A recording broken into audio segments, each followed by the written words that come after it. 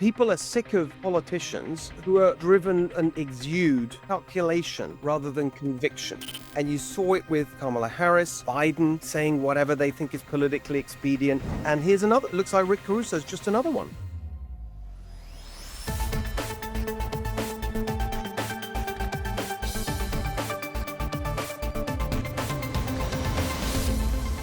Hello, everyone. Welcome to the Steve Hilton Show. I am joining you today from New York City, where I've been for a couple of days. You may have seen me on some Fox shows. I'll be back in California at the end of the week.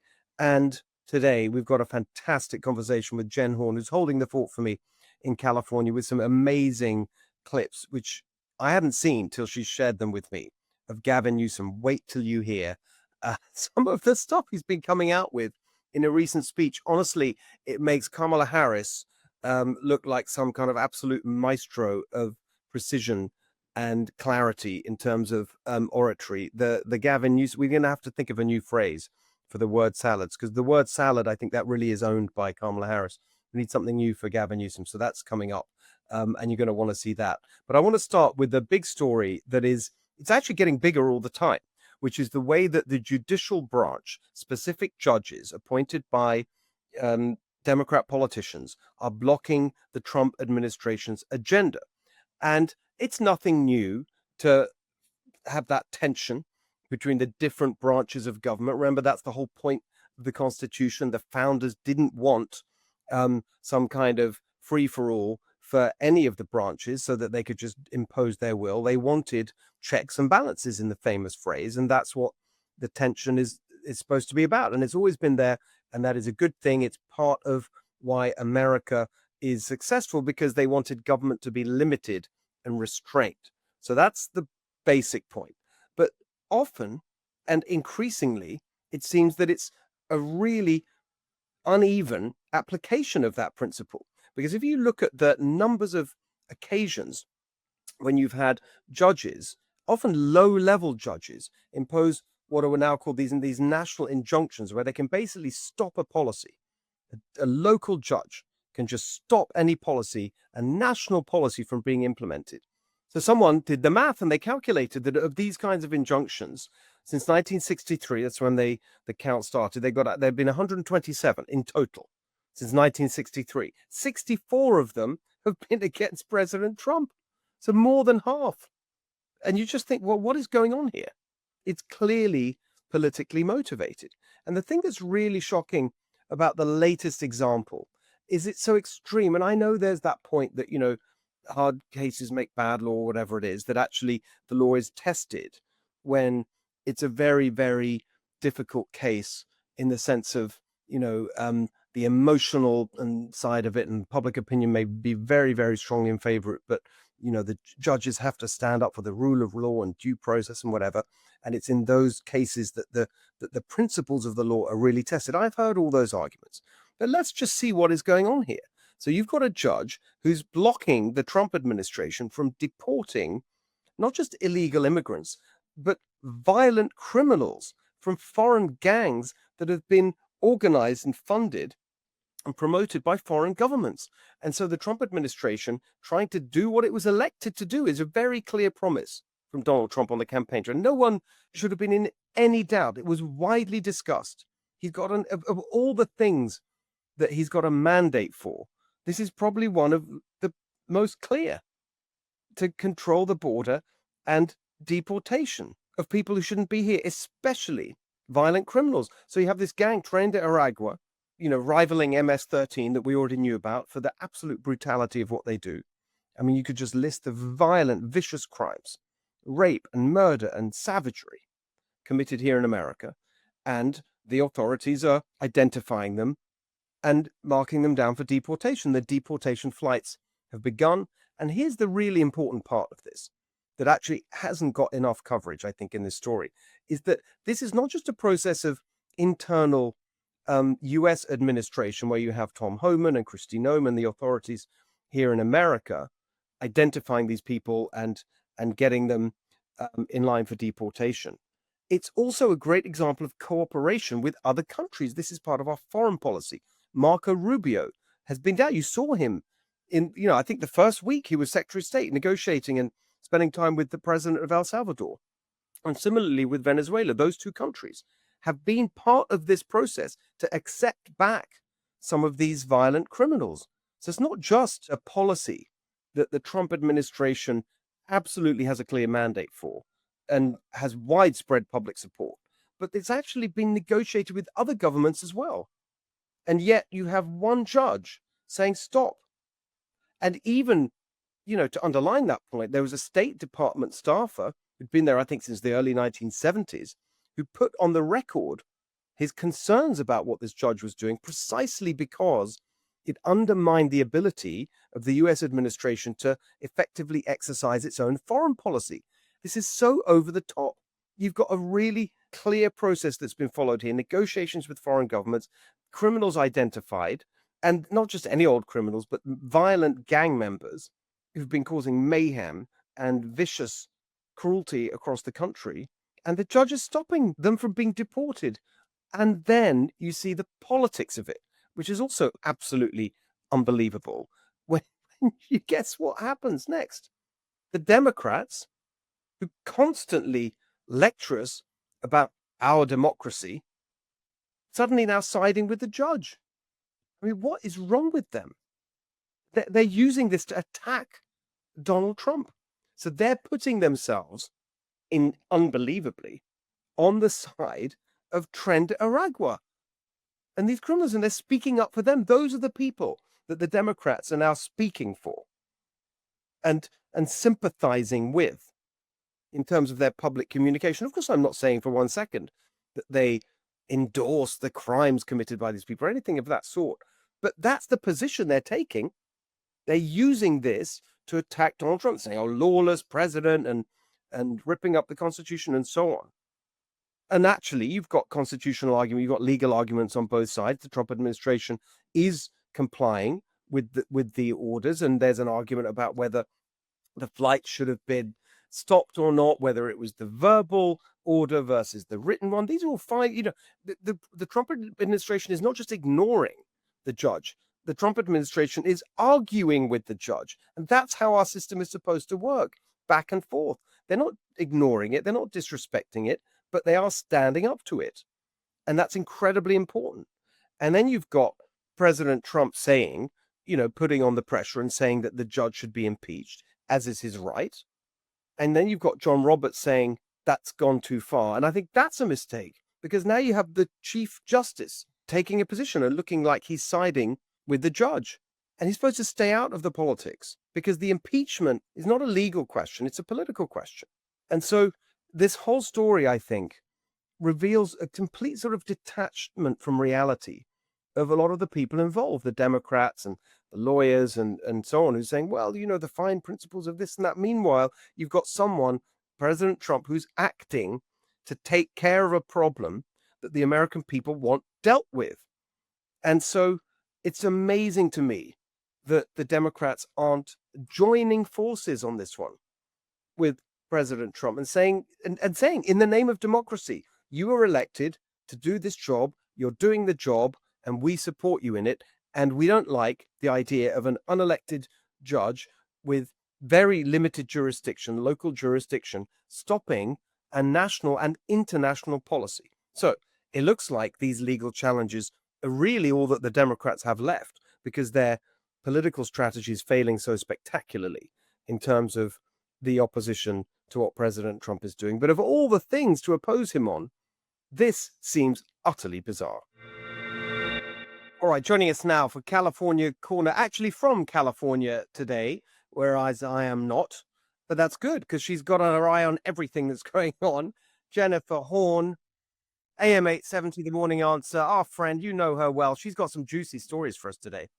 Oh, do I ever, Steve? I'm holding down the fort for you while you're gone. I'm securing California until you get back. All right, so where should we start? All right, so let's start with this story that I think will actually knock your socks off. And this takes a lot in California, right? And I started doing a little digging around because I heard the story. It's out of Santa Monica. You would think the mainstream media would pick this one up and run with it.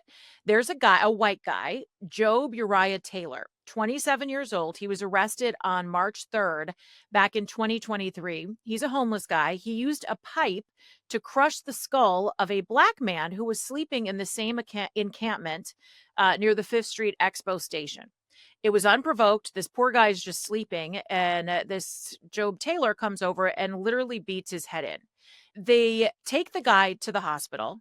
He's got life-threatening injuries, life-changing injuries. He has brain damage, and he's going to be confined to a wheelchair for the rest of his life. This guy had a history of racism. He would say racist things. He said that he came to Santa Monica to explicitly kill black people. You would think this would get the mainstream media attention. He also has a long history of drug use. He was on meth and heroin at the time of this attack. He also has been diagnosed with schizophrenia and some other mental disorders. He has been in and out of trouble with the police for years, not just in California, but outside of the state as well. So isn't it interesting, Steve, that this guy is not going to see the inside of a jail cell because What? they are trying to get him diversion. He has been charged with attempted murder, but apparently last year in Sacramento, there was a law that was signed that added attempted murder to diversion eligibility. Diversion means that if you go to mental health facility lockdown essentially for 2 years, that you get out of that program in 2 years unscathed. You never have to see the inside of a jail cell if they think you are a qualifying candidate for this diversion program. So you're with me so far? I mean, it seems kind of crazy, but it gets worse. So not only is this guy now going to skate, but if he decides to leave this program, because it's not a real jail, this is just like a healthcare facility that he's going to be in, basically. If he leaves, it's going to take 72 hours for them to notify anybody that this guy is back out on the street, because who knows what kind of infrastructure they have set up. And here's where it gets really wild. So he happens to have diagnosed schizophrenia.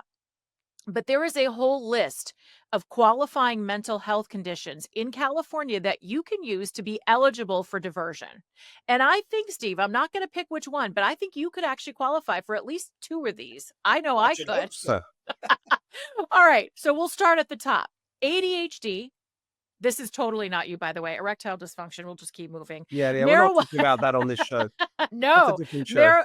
Marijuana use, anorexia, hoarding, skin picking, binge eating, insomnia, gender dysphoria, alcohol use, caffeine intoxication, caffeine withdrawal, tobacco use, and a gambling disorder. Wait, tobacco use.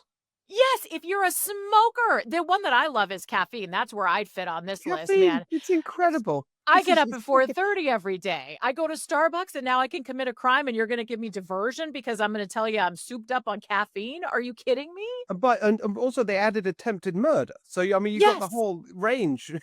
Caffeine, As long as you can attempted murder. say, I tried attempting murder on somebody, but you know what? I'm a smoker. All of a sudden, you're going to qualify for a diversion program in California. And the reason I had to look into this is when I saw this story, I thought, Nathan Hochman, the DA in LA, has been doing so well. I'm surprised he's letting this stand. I thought it was specific to LA. But then it starts to make sense when you realize that the Democrats in the state legislature got involved with this one. It is a statewide thing. So there is no safe area. If you've got a skin picking attempted murderess out there, he's going to therapy instead of actually serving jail time. This is really amazing. Prop 36 passed, that's great. But as we said, that's not the end of the story. At the time, we said there's so No. much more. And you've got these ridiculous laws, and you've got I mean, what could someone like Nathan Hochman do about this anyway? I mean, this is now, because it's a law, presumably. I mean, how does it work? How's this going to, be implemented in terms of this particular case? And apparently it already is, because this guy had his court case. And so his lawyer was arguing for diversion. The DA's office was saying, wait a second, this guy has a violent history. He's committed multiple crimes. He's a known drug user.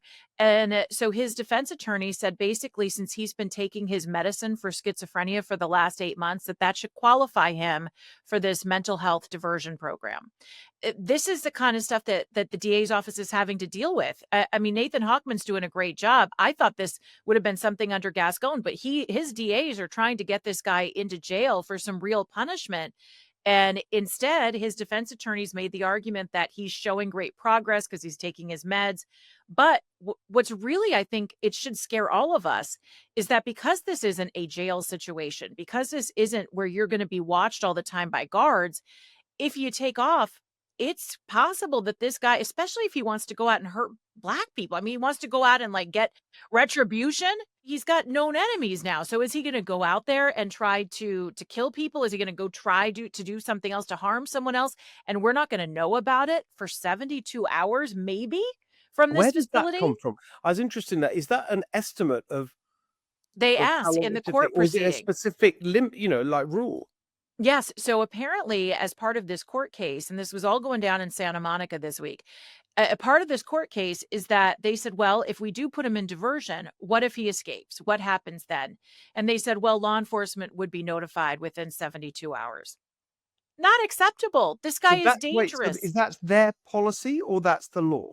That is their policy. I But can't that's imagine it's the the law. total disrespect for just regular people, law and order, the kind of assumption that you would have that people in charge are, their primary responsibility is to keep us safe. That's not how they see it. They see their primary responsibility as pandering to the people who are putting everyone else at risk. And I think it flies in the face of what Californians want. I mean, how many times have we talked about this? Every time, I think almost every time I come on and there's some ridiculous new thing that the lawmakers are trying to do with crime, we say, well, the people just voted for Prop 36. We want safety. And I think also if the people knew about this, if the mainstream media was talking about this, local news media was talking about this, and we heard that this man, his life is never going to be the same. Sure, he was homeless and he was down on his luck, but who's to say that he wasn't going to turn a corner at some point, and now he's in a wheelchair and he's got brain damage? He's never going to be the same. That was taken away from him by some guy who I mean, there was no provocation, just attacked this man while he was sleeping. And it's a really good example. I'm thinking a lot about my book because it comes out next week, Caliphalia. Um, and the way the book is organized, and people will, when you read it, you'll see is the first half, which is, as it were, the problem. Part two is Califuture, the solution. But we go through the problem. The way it's organized is around these different components of their ideology. And so each chapter is an ism. Like, so some of them are more obvious, like elitism and narcissism and socialism. And some of them are I was sort of coining some phrases, as it were, because you got to capture the pathology of this. What this story you're bringing is such a perfect example of one of them, one of the chapters, which is compassionism, which is Yeah. they think they're being compassionate. Oh, we really, but it's not. Like true compassion is No, who are they holding being people compassionate accountable. to? But this Yes. is it's all twisted and wrong. And it's the same, pathology that has led to, how they think of, like homeless people should, it's cruel to take people off the streets Yeah. when obviously it's cruel to leave them there. Do you know what I mean? It's the same mentality. It's like this misguided, misplaced sympathy for the wrong people. No, it's a sympathy for the people who are victimizing others. And look, I am sympathetic towards people who are suffering and who are on the streets. And I think that we have done a huge disservice to those people by just throwing money into a hole. And that's a whole other conversation. But when you have someone who is preying, who is a violent member of that community and is preying on other people and who has preyed on other people in the past and who it continues to show addictive behaviors and doesn't seem to be seeking rehabilitation, the answer is not to put him in a diversion program where I hope he gets help. I mean, truly, I hope he gets help. But at some point, there has to be some sort of punishment, and you have to set a standard, a very basic standard of law and order to try to persuade people to actually follow the Yes, law that's the around point here. of it. It's the deterrent as well as the whole, there's the two sides. It's like deterrence and accountability. It's like if you've done something wrong, you should pay the price. But it's also when you introduce and ensure accountability, that is a deterrent. Anyway, by the way, I mean the person I should be on the diversion program is obviously you for your caffeine addiction. That's right. I'm telling you, look at this thing. No, I'm just kidding. This is water. I promise. Too. We can't Well, do that's anything what else you in there. say. Is it really? Is it a vodka It's martini? Actually, It could be um, a martini, it could be coffee, it could be both. You never know. there you All go. right, so one story before we get out of LA, and then I have a whole Yeah. slew of news for you on Gavin Newsom. Okay. Lock and load on this one.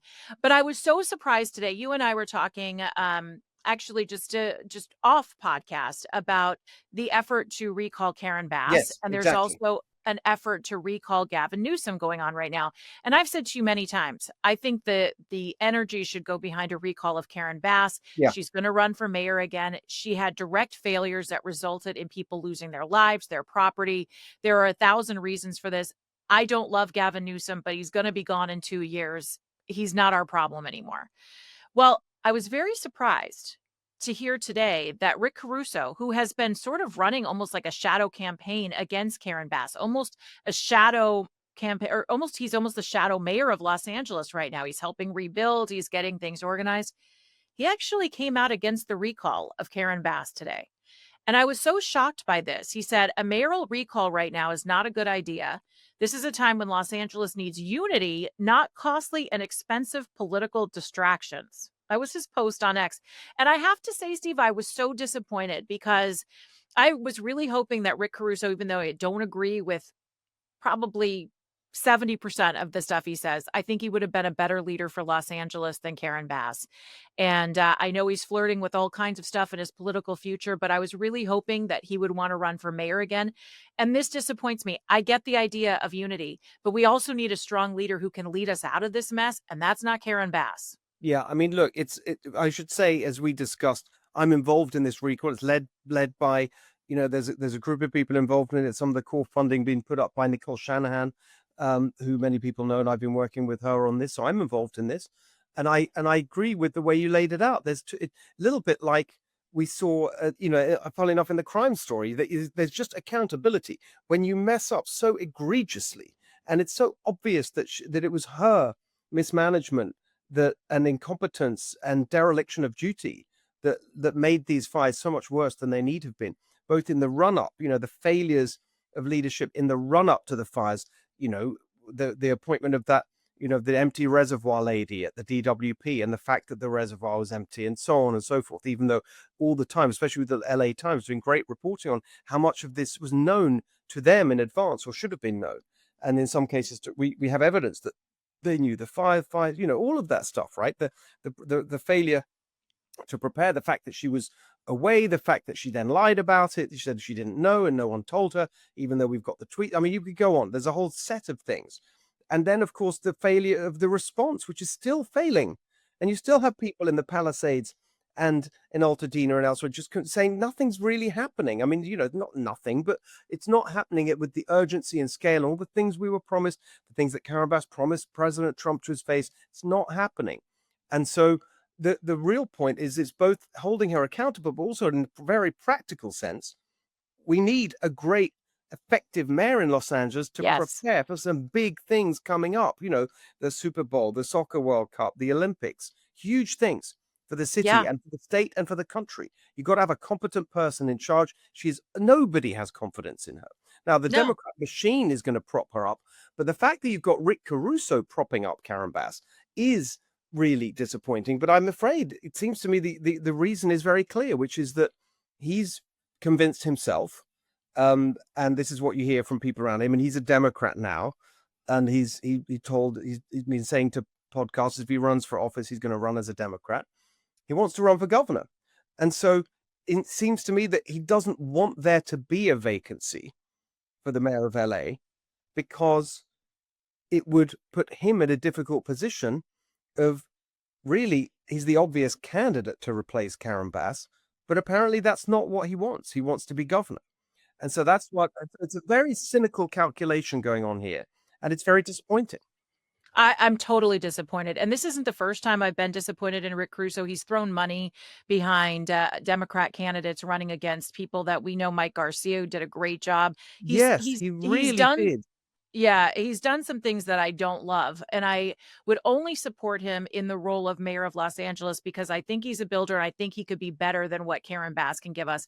But he's getting bad advice for governor because no matter what he does to kiss the Democrats' ring, the Democrat powers that be are not going to give him the push. They are either going to be behind Katie Porter or they're going to be behind Kamala Harris, and that's that. I mean, it's not him, and I am tired of seeing people that are more moderate Democrats trying to kiss the liberal left's ring to try to get ahead. They're never going to fall for you. That you're their puppet at this point. And I think he'd be so much smarter to support a recall that is warranted against Karen Bass because LA needs somebody. And I don't know. I guess it's just not him. And also his name recognition is really only good in Los Angeles. I can't imagine. But in any case, I digress. It's No, but I think you're disappointing. totally right. You captured it perfectly. And I think there's a sort of deeper point here, which is that people are sick of politicians who are driven and just constantly exude calculation rather Yeah, than conviction. And you saw it with Kamala Harris, Biden, saying whatever they think is politically expedient, never really being able to express, what they're all about or what they want to do or what they think is wrong.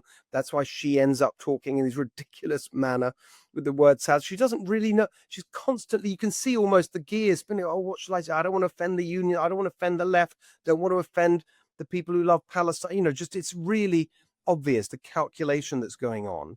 And here's another, looks like Rick Caruso's just another one. Um, that's what it but of looks like course, to me. a very good example, it's our dear friend Gavin Newsom. So what have you got on him? Oh my gosh, where to begin? All right, so I'm going to give you the serious stuff first and then we'll have the fun, okay? So the serious stuff, did you hear about the burner phones yet? Oh my goodness. Yeah, that's the weirdest and most incensed story. So apparently Gavin Newsom sent burner phones, which are cell phones that, basically aren't attached to a plan. They're like a prepaid cell phone. They don't have accounts behind them. And they've got his number programmed in. And he sent them to all the tech executives in California.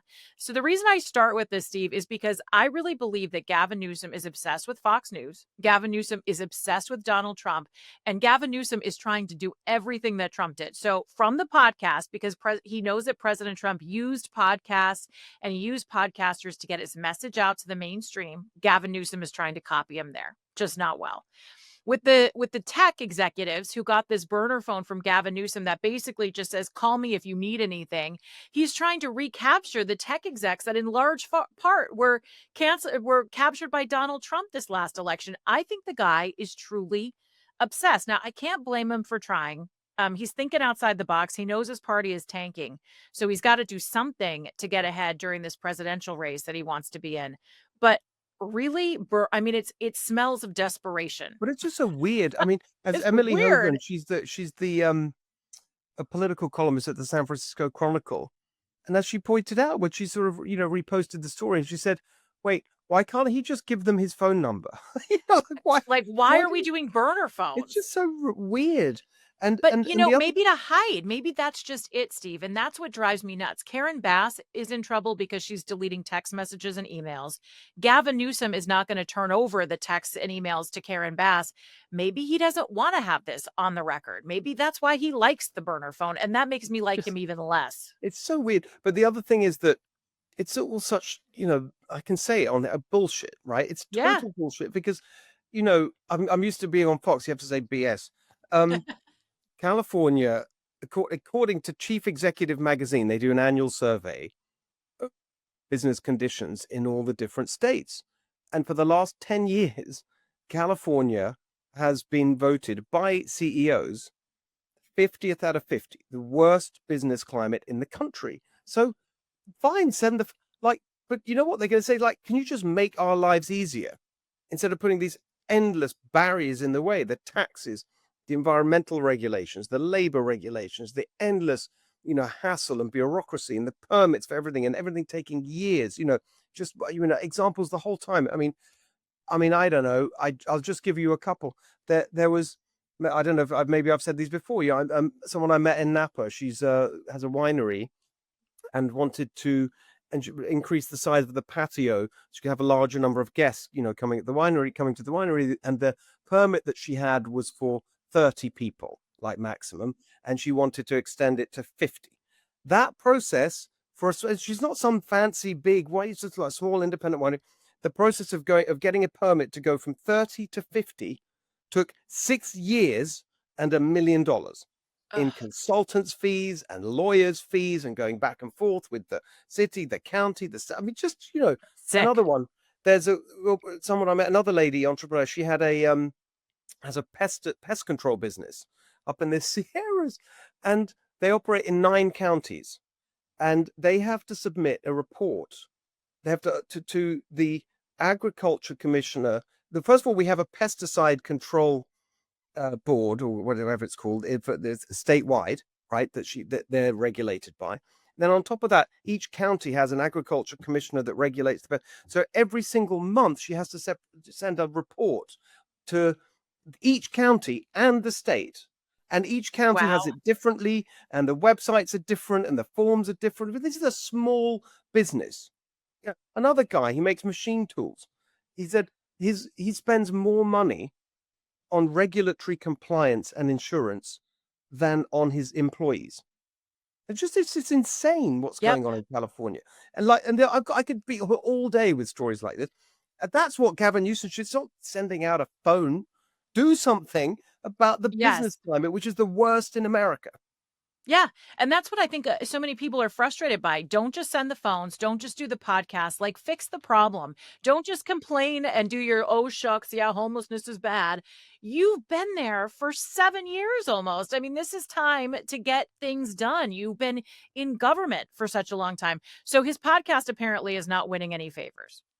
His podcaster's new survey out that said only 24% of those surveyed said the podcast helped them see Newsom as more moderate.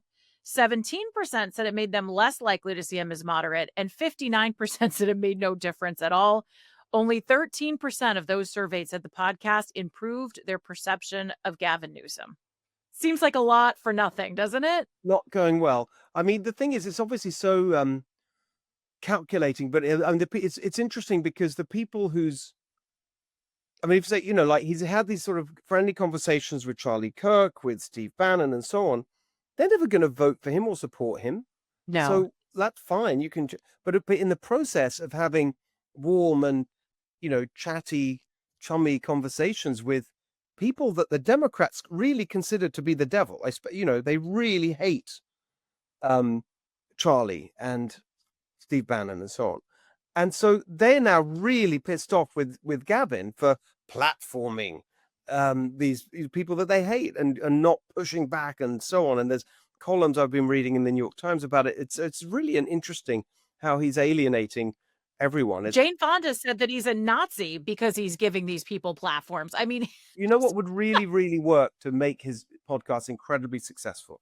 What's if that? He had me on it. And I'm very sad to tell you that that's not going to happen because we just got rejected by Gavin Newsom's producers. I would love to go on. I know. You got a rejection letter? I've got this great book, Caliphalia, Reversing the Ruin of America's Worst Run State.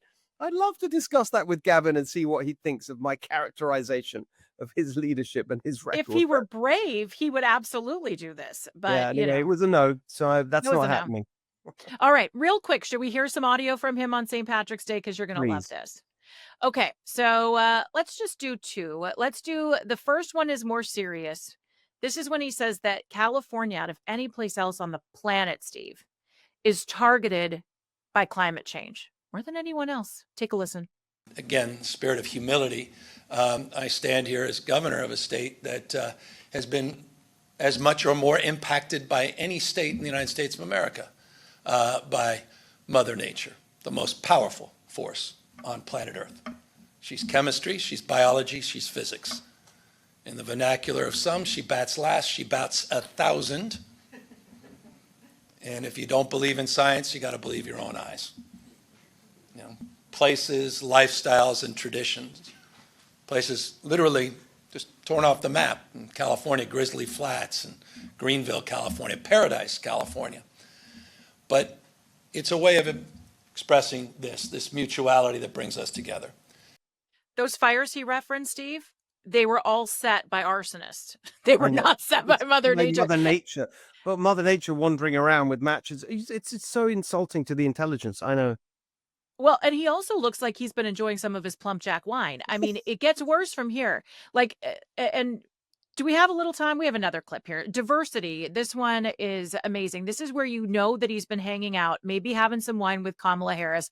And this is Democrat camp where they learn how to speak word salad. Listen, it's lunchtime there. To also be a representative of the most diverse state in the world's most diverse democracy, where at our best we are living together and advancing together across every conceivable and imaginable difference. We're hardly perfect. I am not naive. There's humility in that. But we've long believed our diversity is our strength. 27% of the state foreign born, a majority minority state. We practice pluralism at our best, a universal state. So it's a point of pride because it's a point that I want to emphasize. It's a state of mind as well at this moment. And I was reflecting at this moment, I see some green ties. I've got green eyes. He's super hammered, right? I mean, come on. So creepy. It's so weird. And just the back and forth, it's a state of mind. Okay. It's really interesting. You know what? It feels so fake and old-fashioned, actually. And he's When you doing think a about lot of hand movements. the hands thing. I mean, Greg Gotthard has a whole new segment on his show about Gavin Newsom's hands. It's that he's just slamming his hands, and then this, and it was Tyrus was like they were trying to work out what it was, and Tyrus said he's negotiating with a deaf prostitute. That's actually what's You never know. I mean, it is Gavin. it's All very right, funny. final clip here. This Yeah. is his St. Patrick's Day wish. You tell me if you can figure this one out. I had a hard time. The great poet Yeats, and forgive me, 2 lines, and they struck a chord with me in the spirit of St. Patrick's Day, Mr. Governor. It says, wisdom is a butterfly. Wisdom is a butterfly, not a gloomy bird of prey. Wisdom is a butterfly, not a gloomy bird of prey. The conversation, Mr. Governor, we just had, I think illuminated that contrast. The relationship to Sonora, the relationship to California, our relationship to this moment, and our relationship to the moments that are being advanced in Washington, D.C. There couldn't be a greater contrast. The wisdom butterfly, not the gloomy. Enough. Point made, I hope. No, not made. Oh, that's Don't brilliant. know That what is you're brilliant. talking about. That's going to be in so many ads. That is going to be in if he's running for president, it's going to be in so many, montages. I mean, that puts Kamala Harris to shame. I mean, Right? that is amazing.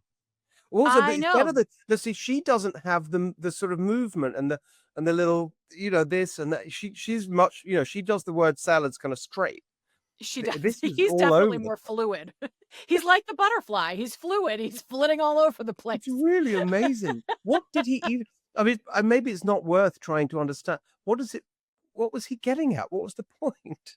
I mean, something about animals of prey, and that's Washington, and they're evil and gloomy, but we're butterflies. But I don't want to break it to the governor, and I'm sure it's a beautiful piece of poetry that he's probably murdered in front of all of us watching and laughing. But butterflies just kind of flit around. They go from flower to Yeah. flower. I mean, if you're looking for inspiration, it's a bald eagle. You want to see that little puppy up there, or an owl or something. Those I are know. the wise and majestic beasts. Butterflies, they're looking for their next little sniff of a flower. And he keeps doing, and it seems to be getting more intense. The thing with the shoulders and the hand. And even he must, because as you say, he follows the media very closely, especially conservative media and Fox News and so on. He must have seen that hilarious video of him, to that music, where he's doing the shoulder thing. I'm sure of it. He I'm must sure of be it. aware of this, and yet he seems to be getting worse.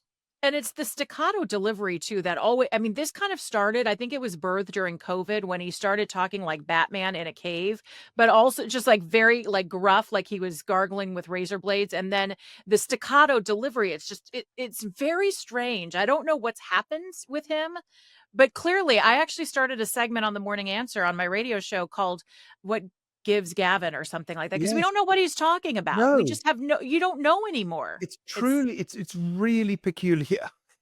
It's a bizarre switch, and I don't It know that is. it resonates with people in Oklahoma when he wants to run for president, but I don't know, maybe that's not his audience. Well, it's going to have to be. I mean, well, It's actually, gonna not have to be. Oklahoma, but Iowa, not Iowa. Where I don't know. What are the swing states anymore? Who knows? Yeah, But you know, it's Ohio, Pennsylvania, you've gotta go to Wisconsin, Michigan. My family's in Wisconsin, they're gonna look at that and laugh. That's not gonna be something that they're gonna be inspired by, I can tell you that much. well, there He's you a are. strange bird, and he's getting weirder by the day, but, Yes, I that's mean, your how Gavin bad Newsom is it going to report. get by the time he's actually in the presidential race? My goodness. From burner phones to butterflies, Gavin Newsom. And yeah, Gavin well, Newsom's you've got week. it all covered for us, so I'm very appreciative.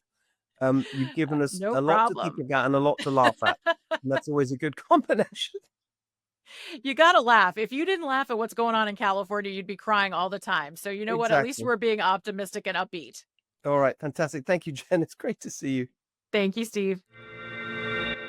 So here we have an amazing contrast. I want to wrap up the show with this point. I'm taping this on Tuesday. It's March the 18th. It is hours after we saw the splashdown in the Gulf of America of the rescued astronauts from the space station in the SpaceX vehicle. An amazing triumph, an amazing success. Elon Musk's company that he built from scratch, coming to the rescue of a venerable old American company that's failing. Boeing has had a string of disasters. This one was the latest. Elon Musk's company comes to the rescue. It's an amazing moment. I was actually on air talking about it as it happened, and it brought tears to my eyes. It really did. It was an amazing moment, an inspirational moment, because it just shows you what American ingenuity and entrepreneurialism and ambition and energy can achieve. It's fantastic. And at the same time, you've got the person who built that company that saved the astronauts when the government couldn't do it and Boeing couldn't do it. He did it, brought them back home safely. And his other company, Tesla, is now the target of political violence. The people who work at Tesla, the people who sell Teslas, the dealers and so on, they have nothing to do with Elon Musk's role in the government. And now you have this incredible American entrepreneurial success story, Tesla. Like, you know my views on electric vehicles. If you want them, that's great, but we shouldn't subsidize them. We certainly shouldn't regulate out of existence the competition to them. If you want an electric vehicle, you should have it. They should compete on a level playing field. That's great. I totally celebrate the success of Tesla, even though I personally wouldn't want to impose electric vehicles on everyone. It's an amazing success story, a California company. And now this company that Democrats were all over because of because their climate religion, electric vehicles are a central part of that. Tesla, the leading electric vehicle company in the world, it was really Tesla that made EVs mainstream. I mean, they were the first to do it in a way that was attractive and affordable, and all the other car companies followed in Tesla's wake. It was Tesla that really made EVs possible in a way. And so they were celebrated. Tesla was celebrated. Elon Musk was celebrated when the Democrats thought that he was kind of on their side, certainly on the climate arguments. But now that he's gone to the other side politically, suddenly he's the enemy. He's the devil, and Tesla is evil and must be firebombed. You've got political violence. You've got firebombing of Tesla locations, and Tesla's being vandalized all over the country. And Democrats proudly dumping their Teslas. That ridiculous, especially when you think about SpaceX. Mark Kelly, the astronaut, senator for Arizona, who's makes some pathetic video about how he's dumping his Tesla for a gas guzzling Chevy, whatever it was, Tahoe, I believe. And it's just laughable. What does it tell you? It tells you that these Democrats have zero principle. It's exactly like we were talking about in relation to Kamala Harris and Gavin Newsom and Biden, whatever, earlier with Jen Horn and Rick Caruso. No conviction, just calculation. So suddenly completely abandoning their support for Tesla, for this company, because the founder, not the employees of Tesla, not anyone who currently works there, just the founder has decided to support Donald Trump. It is just so pathetic to see, especially at the moment when we should all be coming together to celebrate this amazing accomplishment from one of Elon Musk's other companies, SpaceX. But they can't do it because the Democrats now are just consumed by this pettiness and partisanship. It is not going to do them any good. All right, everyone. Thank you for being with us on this episode of the Steve Hilton Show. Next week, we've got a very special episode because it is the launch, finally, of my book. You've been hearing about it for a while, Califalia, Reversing the Ruin of America's Worst Run State. It is out next week, and we're going to have a special episode of the show devoted to that. We're going to be talking about all the different aspects of it with some special guests, so make sure you join us for that, and make sure you follow us on Apple, Spotify, YouTube, and wherever you get your podcast. We'll see you soon.